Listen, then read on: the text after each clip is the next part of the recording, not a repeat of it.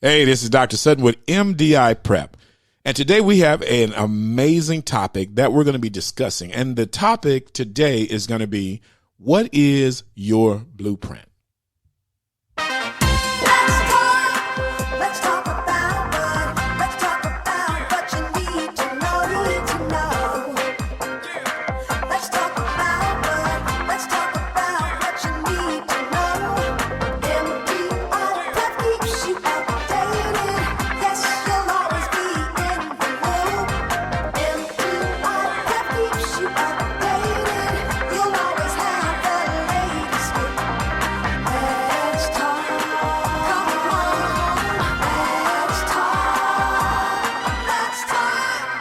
Hey, this is Dr. Sutton with MDI Prep, and we are so excited to have this opportunity to talk with you about your blueprint. Now, oftentimes we wonder, what is our purpose in life? What are we here for? And I've often said that we are all born with a fingerprint and a blueprint. Both are unique to us. And so what do we do? How do we identify that blueprint? How do we implement that blueprint? Well, the topic of this show today is to not only help you identify your blueprint, but also help you to implement your blueprint. Over the years, we've seen many successful people who have overcome adversity. We've seen people like J.K. Rowling, who was divorced and a single mom, and she went on to great fame with her Harry Potter books. We've seen comedian Jim Carrey, who was basically, his family was homeless. And he wrote himself a check for $10 million at the age of 16 and was able to cash that check in 1995. And let's not forget Colonel Sanders, who had the secret recipe.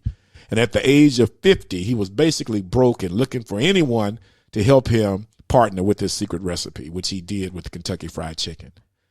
Now, those are circumstances of very popular people. But then there are individuals who you may not have heard of, like Dr. Moses Palencia, who was an MDI prep student who actually came to us because he wanted to go to medical school, but he was being groomed to take over his father's mechanic shop. Or there's Leslie, who really wanted to go to dental school, but she had a problem. She had been recently divorced, and she had 3 kids and no way to support herself, much less a dream of going to dental school. But all of these people overcame adversity and succeeded. Now, when I thought about putting this together, what is your blueprint? I heard a speech by Dr. Martin Luther King, and I want you to listen just a segment of it. I want to ask you a question, and that is, what is in your life's blueprint? This is the most important and crucial period of your lives, for what you do now and what you decide now at this age may well determine which way your life shall go. And whenever a building is constructed, you usually have an architect who draws a blueprint. And that blueprint serves as the pattern, as the guide, as the model for those who are to build the building. And a building is not well erected without a good, sound, and solid blueprint. A good, sound, and solid blueprint. That's exactly what you need in order to fulfill your purpose in this life.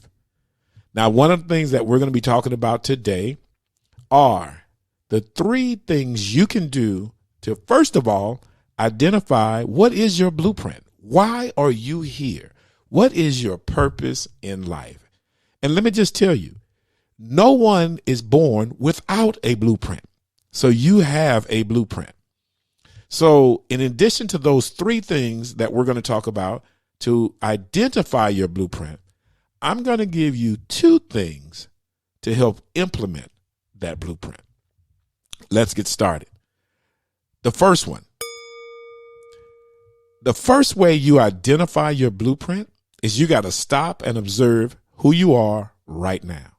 You've literally got to do an inventory of all the resources you have at your disposal. See, if you're funny, if you're witty, if you're a good communicator, if you're financially well off, if you're a good listener, these are all resources that are ideas or tools or pieces of your blueprint. These are things that when you look back and you reflect 20 years after you've been living in your blueprint, you're going to say, you know what? Now I'm a public speaker, but I've always been pretty good at communication. You're going to say, now I'm a comedian, but I've always been pretty funny. Now I'm a medical doctor, but I've always liked the sciences. So the first way to identify what your blueprint is to identify who you are right now. So you may be asking yourself, how in the world do I identify? How do I find these resources? What you do is you find yourself a quiet place, sit down, and you just start thinking about your life, just retrospectively, thinking about who you are, what you've done, think about situations that you've been in, how you've handled situations. As you start to think about those things, write them down immediately as they hit your brain. Just write them down. The second thing that you need in order to identify your blueprint is to figure out what you're good at doing without even trying. See, most of the time we find out later in life that our blueprint was something that we've always had and things that we've always been good at, but just never knew it was going to lead us in that direction. So the second thing is to figure out what you're good at doing without even trying. The third thing in identifying your blueprint is to reflect on the doors that have been opened and pay close attention to the ones that have been closed. See, a lot of times we pretty much know what our blueprint is, but we either don't see it or we ignore it. And sometimes we're always looking for the doors that are open. We're always saying, I'm trying to go to medical school, but this door is not open. Well, we got to also pay attention to the doors that have been closed, because although you may have wanted to go one direction, your blueprint may be leading you in another direction. Now, does that mean that if you want to go to medical school and a medical school turns you down, that's not your blueprint? Absolutely not. What it means is that particular medical school may not be in your blueprint. But look at the doors that have been opened for you. Now, you've had these three things. You know the three things to identify your blueprint. Once you've identified your blueprint, it's now time to implement it. The first thing you need to do in order to implement your blueprint is don't forget the details. Any good blueprint is never vague. It is very detailed. And why? Because a detailed blueprint will give you structure. It will give you a good purpose, and a poorly designed blueprint will not last. One of the things you got to remember is that whenever you're thinking about doing something, whenever you have a purpose, whenever you have this drive, you got to put details behind it. Because when you put the details behind it, you know the action that's going to be required for it. An example, if you say to yourself, you know what, I want to go to dental school.